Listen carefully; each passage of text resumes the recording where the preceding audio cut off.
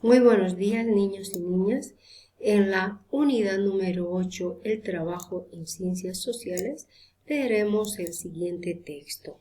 La profesora pidió a los niños que pregunten en sus casas si sus papás o mamás podían hacerse cargo de las compras para la kermés. Todos estaban indecisos, pero Sandro levantó la mano y declaró muy ufano: mi mamá no hace nada, solo atiende la casa, así que ella puede ayudar porque tiene mucho tiempo libre. Inmediatamente se armó un gran revuelo. La mayor parte de los niños y las niñas se fueron contra Sandro, diciéndole que era injusto y machista. Unos pocos lo defendieron, pero no supieron qué argumentos utilizar.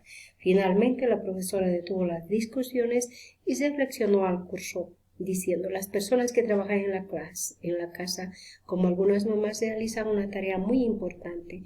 No es justo que alguien crea que no hacen nada, como dijo Sandro. Así se pensaba en el pasado, pero hoy se considera que el trabajo del hogar, aunque no es remunerado, es tan valioso como el que hace fuera de este ambiente. Sandro y los demás niños debieron reflexionar mucho para replantear sus posiciones frente a este tema.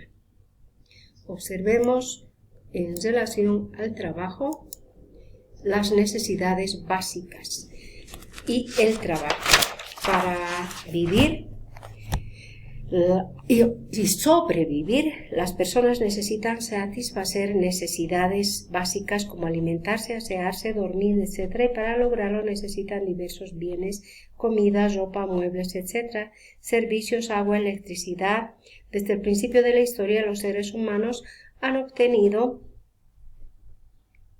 lo que necesitan a través del trabajo, es decir, realizando actividades económicas. En la actualidad, el trabajo produce el dinero que hace falta para vivir.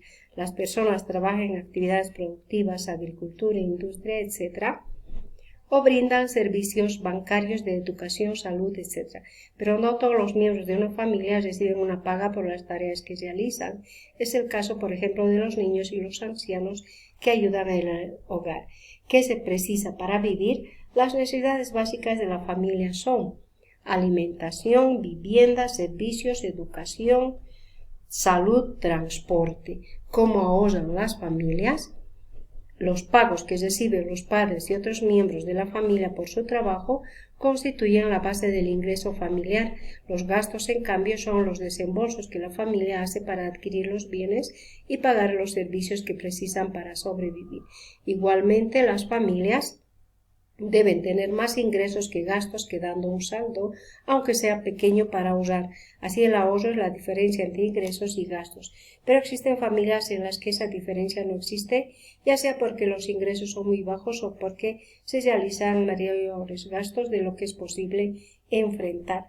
Para ahorrar parte de los ingresos familiares, no solo es necesario planificar los gastos, sino también usar adecuadamente los servicios de la casa.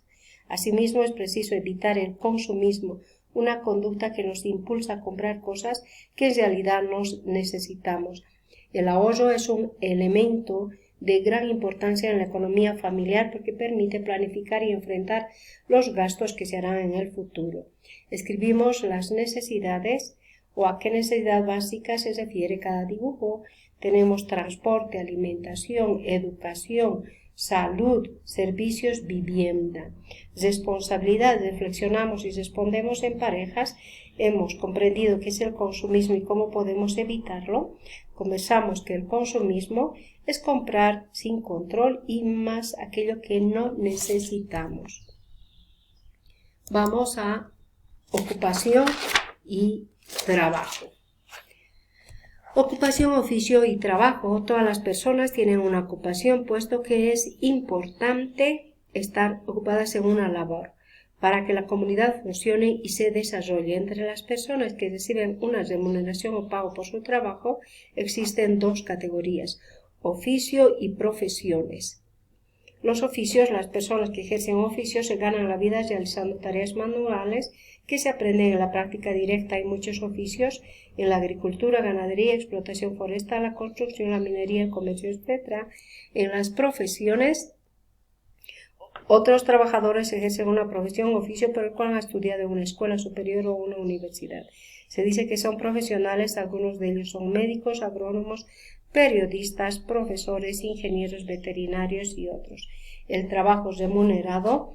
Las personas asalariadas reciben un salario o sueldo que normalmente se paga de forma mensual, pero hay actividades económicas en las que no se paga a los trabajadores mensualmente, sino de forma semanal o diaria. Por ejemplo, algunos trabajadores de la construcción reciben un jornal que se paga semanalmente por cada día trabajado. Por ello, otras personas, estas y otras, se llaman jornaleros.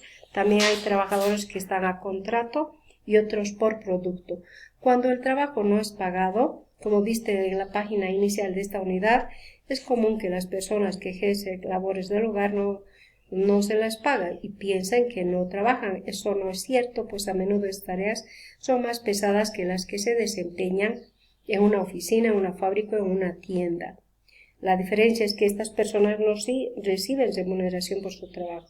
Por otra parte, hay personas que cumplen tareas voluntarias en proyectos sociales, hospitales, hogares de acogida de niños y ancianos, etc.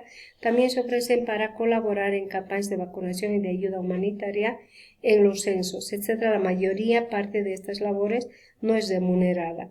Subrayamos con azul las profesiones y con rojo los oficios.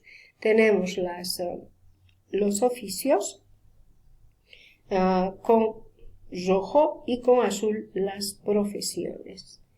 Tenemos plomero, vendedor, colchonero, portero, chofer, entre los oficios. Las profesiones tenemos profesora, ingeniero, piloto, geólogo, enfermera, arquitecta, contador.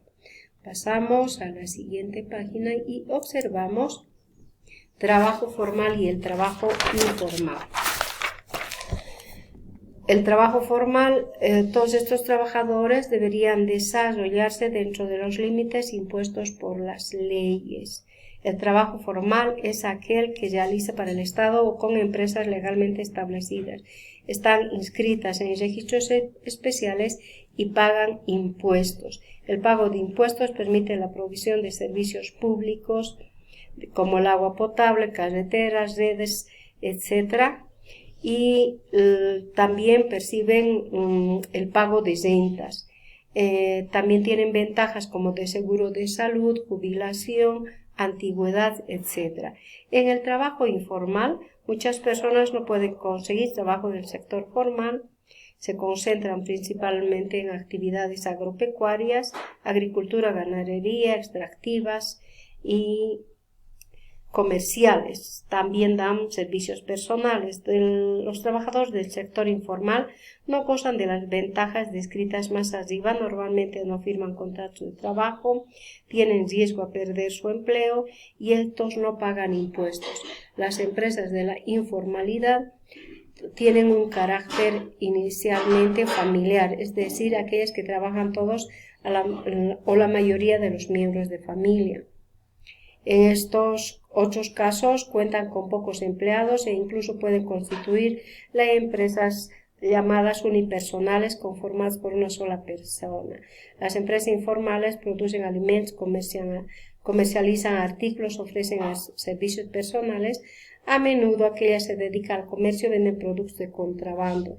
Sus ganancias son limitadas e irregulares y no pueden ofrecer a los trabajadores un ingreso seguro y suficiente.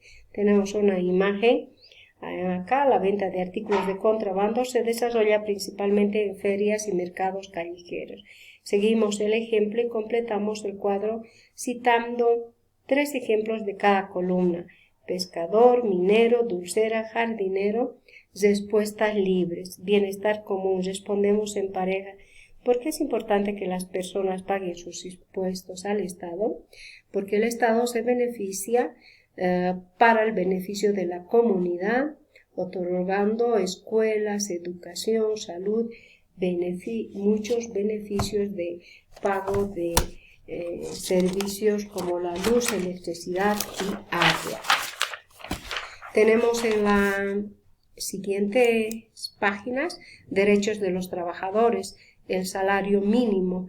En la Ley General de Trabajo se establecen los derechos y las obligaciones de los empleadores y de los trabajadores. Uno de los más importantes derechos de los trabajadores dice que estos deben de recibir un pago acorde con el trabajo que realizan.